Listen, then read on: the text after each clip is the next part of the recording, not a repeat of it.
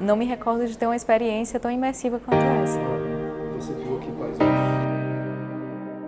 De 26 a 29 de novembro de 2018, nós montamos uma experiência de instalação com óculos de realidade virtual no Instituto Cerzedelo Correia durante a 4ª Semana de Inovação na Gestão Pública. Eu assisti primeiro o Rio de Lama, né, sobre o desastre de Mariana.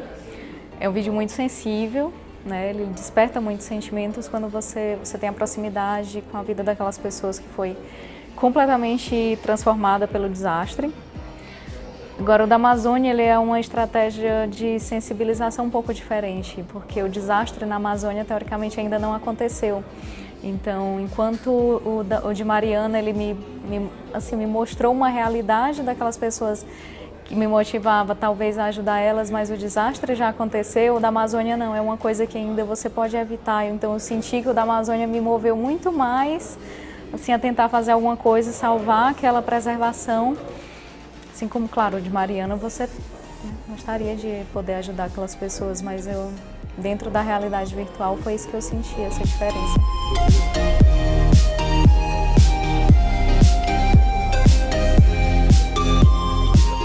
Nessa experiência, nós convidamos as pessoas a participar de uma viagem à realidade virtual, utilizando 6 experiências diferentes, 6 vídeos diferentes que levam as pessoas até realidades que muito provavelmente elas não tinham contato ainda e que elas têm essa experiência de imersão.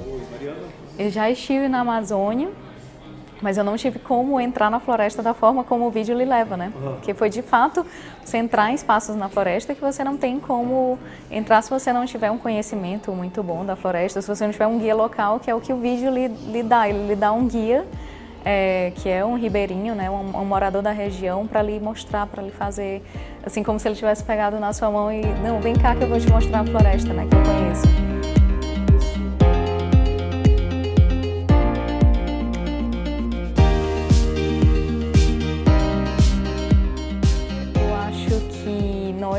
Assim, funcionários públicos em geral, o setor público em geral, tem uma dificuldade às vezes em se comunicar com os cidadãos, em comunicar de forma clara as nossas estratégias.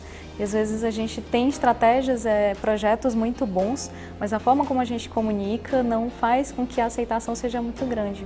Então, estratégias como essa são muito mais fáceis de você mostrar, transmitir de forma clara a informação que você quer e agilizar o processo de tomada de decisão, que eu acho que é o que a gente precisa no setor público, a gente precisa de agilidade.